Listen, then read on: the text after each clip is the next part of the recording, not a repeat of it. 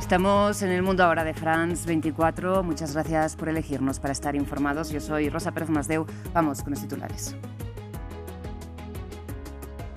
Tensión en torno a la posibilidad de que Trump ordena un ataque a Irán. Los países del Golfo habrían disuadido al presidente estadounidense de una ofensiva militar en el país persa, según un funcionario saudita. Esto después de que la Corte Suprema iraní anulara ejecuciones previstas.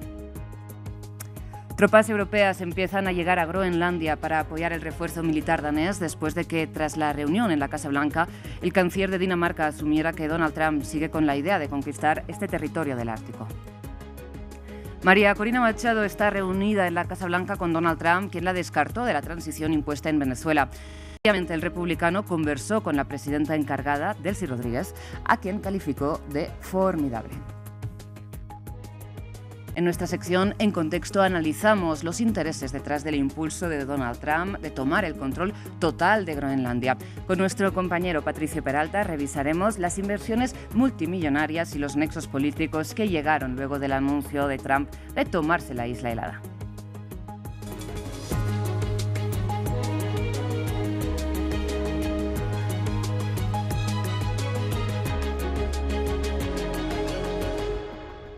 Iniciamos con noticias de Medio Oriente porque, según declaró una fuente de Riad a la agencia France Press, Arabia Saudita, Qatar y Omán se unieron para disuadir a Donald Trump de atacar Irán y le advirtieron de textualmente las graves repercusiones que tendría una intervención militar en la región.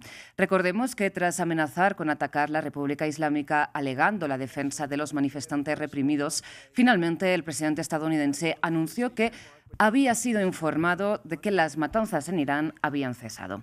Horas después, el Poder Judicial iraní retiró la pena de muerte para el joven de 26 años que iba a ser ejecutado este miércoles.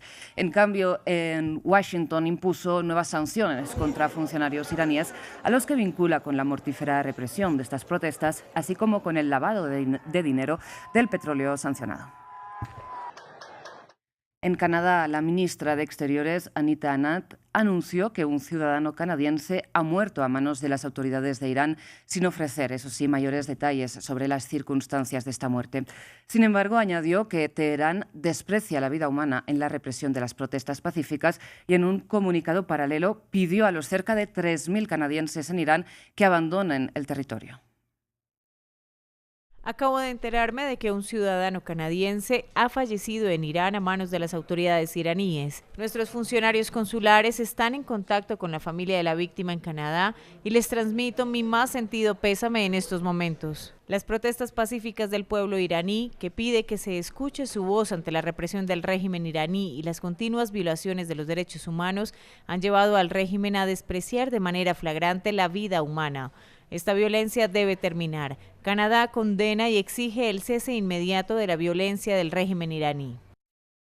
Vamos con noticias de la Franja de Gaza porque Hamás expresó su apoyo al impulso de la fase 2 del acuerdo de cese el fuego, que implica la implementación de una administración tecnocrática palestina para gobernar el enclave, esto a pesar de que Israel es reticente todavía a abandonar el territorio. Y el exministro de Exteriores de Bulgaria y exenviado de la ONU en Medio Oriente, Nikolai Mladenov, será el director de la llamada Junta de Paz que supervisará esta administración palestina, esto tras el veto árabe a Tony Blair. Veamos las reacciones de los gazatíes.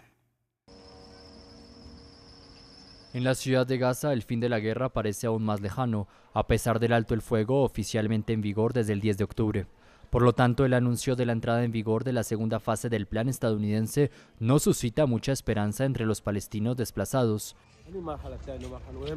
Los israelíes nos bombardean desde esta mañana, atacan varios barrios, las casas se derrumban. ¿Qué segunda fase? No queremos promesas vacías, queremos acciones concretas en terreno. La misma desesperación se respira aquí, en las ruinas de Han Yunis, donde los desplazados se apiñan desde hace meses en campamentos improvisados. Los israelíes son unos mentirosos, la guerra no ha cesado, el derramamiento de sangre no ha terminado y nuestro sufrimiento en las tiendas de campaña persiste, pasando sin cesar del sol a la lluvia y luego a la muerte. Espero que Dios nos conceda la paz, que todo salga bien y que podamos recuperar nuestras vidas normales y nuestros hogares. Francamente estamos agotados y al límite. Estamos hartos del desarraigo, el sufrimiento, el hambre y el costo exorbitante de la vida. Según el Fondo de las Naciones Unidas para la Infancia, UNICEF, la vida en Gaza sigue siendo asfixiante y la supervivencia no está asegurada. Aunque los bombardeos y los disparos se han reducido durante el alto el fuego, no han cesado por completo. Más de 100 niños han muerto desde principios de octubre. Estos niños mueren por ataques aéreos, ataques con drones, incluidos drones kamikazes. Mueren por disparos de tanques, mueren por balas reales. En este contexto de grave crisis humanitaria, Egipto, que actúa como mediador entre Israel y Hamás, espera ahora un rápido despliegue del Comité de Transición encargado de administrar el territorio palestino. Un alto responsable de Hamás ha aplaudido su formación, afirmando que contribuirá a consolidar el alto el fuego y a impedir que se reanuden los combates. Veamos ahora la situación en Siria porque tras haber capturado los barrios kurdos de Alepo, el ejército sirio del gobierno de facto de Ahmed al-Shara avanza hacia el este. Emitieron además el jueves una orden de evacuación de la zona de Deir Hafer, actualmente dominada por las fuerzas democráticas sirias lideradas por los kurdos. Una etapa más en la búsqueda de Damasco de tener el monopolio, el control del territorio nacional. Una iniciativa respaldada por Turquía, quien apadrinó a las fuerzas de Damasco, quienes derrocaron a Bashar al-Assad hace ya un poco más de un año. Los detalles en el siguiente informe de Maxime Pluvine.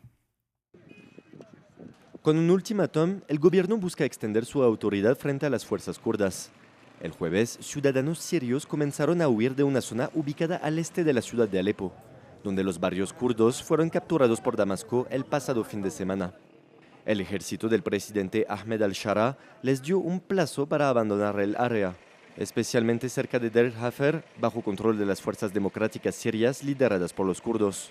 Pero los civiles reportan que las fuerzas kurdas no les dejan salir. La carretera principal está completamente cerrada, no hay nadie, está prohibido. Las fuerzas kurdas la cerraron con piedras, cerraron los caminos con bloques. Al principio nos dirigimos hacia el puesto de control del gobierno, pero las FDS no nos permitieron salir. Salimos por aldeas y tierras agrícolas, donde los caminos son rurales y difíciles de transitar. Miles de residentes permanecen dentro, sin poder salir por temor a las minas terrestres. Turquía, quien apadrina al gobierno de Damasco, defendió el uso de la fuerza frente a las fuerzas kurdas. El uso de la fuerza por parte del gobierno sirio, cuando sea necesario contra la FDS, ya no es algo anormal para los demás, porque como pueden ver, no queda otra opción. Las fuerzas kurdas controlan amplias zonas del norte y noreste de Siria ricas en petróleo. Las capturaron en su lucha contra el grupo Estado Islámico en la última década. Temen que los nuevos gobernantes islamistas de Siria les quiten la autonomía que forjaron durante la guerra civil. Dejamos Medio Oriente, vamos a Groenlandia, donde se escenifica la tensión interna de la OTAN. Ahí empezaron a llegar ya las tropas europeas enviadas por Francia, Alemania, Suecia, Noruega y Reino Unido en apoyo al refuerzo militar danés en este territorio que el presidente de Estados Unidos, Donald Trump, insiste en querer controlar. Una postura que de hecho no cambió ni tras la reunión de J.D. Vance y Marco Rubio en la Casa Blanca con los representantes de Dinamarca y de Groenlandia este miércoles. Ante la amenaza estadounidense a Groenlandia, el gobierno danés, que controla ese territorio, está decidido a no ceder. Desde este jueves, tropas danesas, francesas, suecas, alemanas y noruegas son desplegadas en la isla en una misión militar. Por ahora se trata principalmente de exploración y reconocimiento según el Ministerio de Asuntos Exteriores francés, pero Dinamarca habla de una presencia a largo plazo. A partir de hoy y en los próximos días habrá una mayor presencia militar en Groenlandia y sus alrededores, incluyendo aviones, barcos y soldados de aliados de la OTAN. La seguridad en el Ártico es de vital importancia para el reino y para la OTAN en su conjunto. Los países de la OTAN decidieron apoyar a Dinamarca, reafirmando su posición frente a otro miembro de la alianza, Estados Unidos. Esta presencia tiene como objetivo disuadir y tranquilizar a Washington respecto a la seguridad en el Ártico. Uno de los argumentos del presidente Donald Trump para invadir a Groenlandia es la protección del territorio contra posibles buques chinos o rusos, que, según el ministro de Defensa danés, no están presentes allí. Considero improbable que un país miembro de la OTAN ataque a otro país miembro de la alianza. En Nuuk, el gobierno local acoge con satisfacción esta presencia militar europea. Los soldados de la OTAN deberán tener una mayor presencia en Groenlandia a partir de hoy y en los próximos días. Prevemos un aumento en el número de vuelos y buques militares y, por supuesto, se entrenarán en la región de acuerdo con el pacto alcanzado con la OTAN. Por ahora, esta misión de exploración está programada que dure hasta el sábado, mientras Trump dijo que no aceptará ninguna oferta que sea menor al control total del territorio. Y en este contexto, precisamente, el presidente francés anunció un aumento del presupuesto de defensa del país que se habrá duplicado desde el inicio de su mandato, principalmente, como saben, como respuesta a la invasión rusa de Ucrania. Sin embargo, en su alocución ante las Fuerzas Armadas este jueves, Emmanuel Macron señaló textualmente el nuevo colonialismo que impulsan algunos de sus aliados y aseguró que las tropas francesas enviadas ya a Groenlandia contarán con apoyo terrestre, aéreo y marítimo en los próximos días. Estaremos en contra del derrotismo, como se ha mostrado por parte de mucha gente, y también dije que nuestro compromiso buscaría aumentar el 2% del Producto Interno Bruto para enfrentar las amenazas enfrente nuestro. Somos franceses, no somos espectadores ni comentaristas de lo que pasa en el mundo. En cada punto de la historia, tenemos que estar listos para tomar acciones, para proteger, para hacer lo necesario, jugar nuestro propio rol, nuevas capacidades para tomar acciones inmediatas, proteger a todos nuestros aliados cuando estén bajo amenaza. Necesitamos actuar. Cambiamos de tema porque en estos momentos Donald Trump recibe en Washington a la opositora venezolana María Corina Machado, a quien, recordemos, descartó de la transición impuesta en Venezuela después de asegurar que no cuenta con el apoyo necesario en el país. De hecho, la Premio Nobel de la Paz, que ha sido advertida por el Instituto Nobel de que no puede transferir el galardón, llegó a la Casa Blanca solo horas después de una conversación telefónica entre el republicano y Delcy Rodríguez, que ambos describieron positivamente. En noticias relacionadas, un equipo de la Guardia Costera de Estados Unidos asaltó otro petrolero en el Caribe. La Secretaría de Seguridad Nacional estadounidense, hablamos de Kristi Noem, informó que textualmente el buque cisterna Verónica había transitado previamente por aguas venezolanas y operaba en desacato a la cuarentena impuesta por el presidente Trump a los buques sancionados en el Caribe, cierro comillas. Una operación que hay que entender en el marco de la promesa, de la Casa Blanca de imponer cambios en Venezuela precisamente mediante la presión a la industria petrolera. En Chile avanza el traspaso del poder ejecutivo entre Gabriel Boric y José Antonio Kast, el presidente electo del país, que entrará al Palacio de la Moneda el próximo mes de marzo. Una transición que implica, tras un mandato de 4 años de izquierda impulsado por el estallido social, la llegada de la extrema derecha al poder por primera vez desde la reinstauración de la democracia. Nuestro corresponsal Alberto Peña nos amplía. El presidente de Chile, Gabriel Boric, recibió este jueves en el Palacio de la Moneda al presidente electo, el ultraderechista José Antonio Kast, a 2 meses del cambio de mando presidencial. Ambas autoridades se reunieron en una sala a puerta cerrada dentro de la sede de gobierno para seguir afinando los detalles del cambio de mando. En una declaración a la prensa posterior a la reunión que realizó el presidente electo, Kast explicó que conversaron sobre ciertos temas locales, en este caso sobre ciertos proyectos de ley que están todavía en debate y pendientes de aprobación en el Congreso y sobre cuál será la situación fiscal que el gobierno saliente le entregue al gobierno entrante. Es importante destacar que José Antonio Kast asumirá la presidencia de Chile el próximo 11 de marzo, pero será en el 20 de enero cuando él anuncie su nuevo gabinete y las personas que formarán parte de su gobierno. Por lo tanto, explicó que seguramente habrá una tercera reunión entre ambas autoridades para poder ir definiendo de forma más específica lo que requiere cada ministerio o cartera de gobierno. El ultraderechista también aseveró que la reunión ha sido de forma favorable para ambas partes y que valora el esfuerzo del gobierno de Gabriel Boric para realizar un cambio de mando ordenado y sencillo sin ningún tipo de problema. Bien, y cerramos en Uganda, donde terminó ya la jornada de elecciones presidenciales y legislativas tras una campaña empañada por el bloqueo de Internet. Y a la espera de los resultados que deben entregarse en 48 horas, el presidente Yoweri Museveni busca extender su mandato a una 5ª década. Museveni, de 81 años, declaró a la prensa que esperaba obtener, atención, el 80% de los votos si no hay trampas, dijo, descartando la posibilidad de una victoria del popular cantante Bobby Wine apodado el presidente del gueto por su origen humilde, que había llamado a los jóvenes indignados por la escasez de oportunidades económicas en un país donde la edad media son alrededor de 16 años. Ahora vamos con En Contexto. Patricio Peralta, muy buenas tardes. Buenas tardes, Rosa. Patricio, hoy vamos a dedicar esta crónica, ¿no?, a saber cuáles son aquellos intereses que están motivando a Donald Trump o que están obsesionando a Donald Trump con Groenlandia, porque parece que el presidente estadounidense está dispuesto a sacrificar mucho, ¿no?, para obtener el control de este país, precisamente la armonía dentro de la propia OTAN. Cuéntanos, ¿qué es lo que tiene Groenlandia que interesa tanto a Estados Unidos? Bueno, escuchamos a Donald Trump a razones de seguridad nacional o evitar, por ejemplo, la influencia de potencias extranjeras, pero hay una razón inicial: el dinero, o al menos el que esperan recibir de lo que obtengan de la isla. Y todo empieza con el heredero de la fortuna de la empresa cosmetológica estadounidense Estée Lauder. Hablamos de Ronald Lauder, que se le atribuye haberle dado a Trump la idea inicial de apoderarse de Groenlandia durante su primer mandato, que inició en 2017. Desde entonces han llegado a la isla un sinnúmero de inversiones, creando una red de multimillonarios y fuerzas que respaldan el intento de apoderarse de Groenlandia por parte de Donald Trump. Y empezamos con Lauder, el ideario de tomarse Groenlandia. El medio danés Politiken informó varias de estas acciones y aquí tenemos dos de ellas. Primero compró dos acciones de dos pequeñas empresas groenlandesas a través del grupo Inversors Greenland Development Partners. Una de ellas, Arctic Water Bank, el Banco de Agua de Groenlandia, esta empresa así se llama, que tiene licencia para extraer agua mineral en el extremo sur de la isla Disco. ¿Cuál es el plan?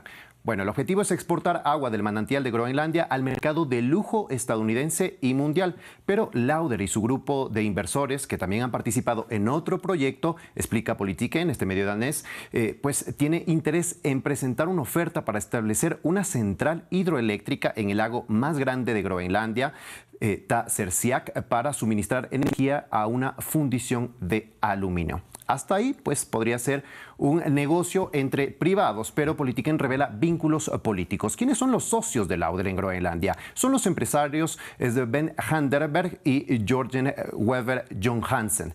Handerberg fue un exfuncionario de alto nivel en Groenlandia y calificó el enfoque de Trump como positivo, mientras que Johansen actualmente preside el partido Siumut en Nuuk, que ganó las elecciones municipales pasadas, que es Nuuk en la capital, y está casado con su compañera de partido, Vivian Mosfeld, que es la ministra de Asuntos Exteriores, que estuvo el día de ayer justamente en las conversaciones con Marco Rubio y J.D. Vance en Washington. Y que declaró precisamente que no querían ser propiedad de Estados Unidos, pero que estaban muy dispuestos a cooperar. Qué interesante este vínculo personal, Patricia. Lo del mercado de agua de lujo seguro que nos da para otro contexto, ¿eh? Así es.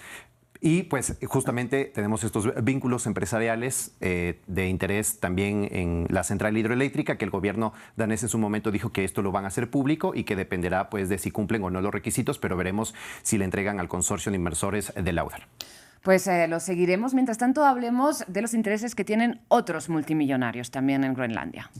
Jeff Bezos, Bill Gates, Michael Bloomberg invirtieron a inicios de 2019 en Cobalt Metals, que busca valiosos minerales de tierras raras a través del fondo Breakthrough Energy, que es el fondo liderado por Gates, que lo pues fundó en 2015. Sam Altman, el CEO de OpenAI, también invirtió en Cobalt en 2022. Bueno, ¿cuál es el objetivo en cambio acá? Es el proyecto Disco Nuussuaq en Groenlandia, que contiene níquel, cobre y cobalto. Tuvieron las licencias para poder explotar estos minerales clave justamente para baterías y tecnología, que esto les importa justamente a los magnates y a los inversores de Silicon Valley. Cobalt Metals tenía un 49% de participación en este proyecto. Durante la temporada de campo de 2022, Cobalt gastó aproximadamente $13,4 millones para realizar estudios geofísicos avanzados que lo hacían a través de equipos electrónicos y que los procesaban a través de inteligencia artificial, pero no llegaron a realizar la perforación, que es justamente lo clave en la minería. En mayo pasado, Cobalt se retiró del proyecto, no se sabe cómo o cuáles fueron las razones, pero no se va con las manos vacías. Recibirá un 2% de regalías sobre la producción futura si se llega a explotar este espacio, este territorio que ellos habían pues estudiado. Y varios nombres aquí que vimos ya en la toma de posesión, ¿no?, de Donald Trump, y hemos hablado largo y tendido de este acercamiento entre Silicon Valley y el Partido Republicano.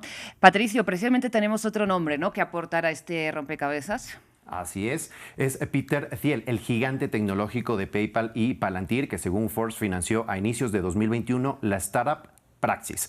Pero también hay otros nombres, Mark Anderson y Joel Lonsdale, que fueron asesores informales del departamento Dodge que dirigió Elon Musk, que también invirtieron ellos en este startup Praxis, que tiene como objetivo, en cambio, esto es muy diferente, es crear ciudades-estados libres de impuestos, gobernados por el principio de libre mercado y gestionados por un rey director ejecutivo CEO que lidera a los ciudadanos que a la vez también son accionistas. Algo que el propio Trump prometió en un video en campaña en 2023. Y aquí vamos a revisar justamente su página web que dice que hay 151,000 praxianos, lo habla como ciudadanos, con miles de millones en valores de sus empresas. Se puede solicitar incluso la ciudadanía praxiana, hay un link para eso. Bueno, algunos inversores tecnológicos de Silicon Valley están promocionando la isla helada como un sitio para la llamada ciudad de la libertad o ciudad startup. Dryden Brown, cofundador de Praxis, declaró a Reuters que otras empresas se han puesto en contacto para solicitar ayuda para establecer una ciudad en Groenlandia. Y aquí también están las conexiones políticas, además de los inversores y a la vez que fueron asesores de Dodge, asesores informales en Dodge. Cuando Trump anunció que Ken Howery sería embajador de Estados Unidos en Dinamarca, Praxis publicó esto.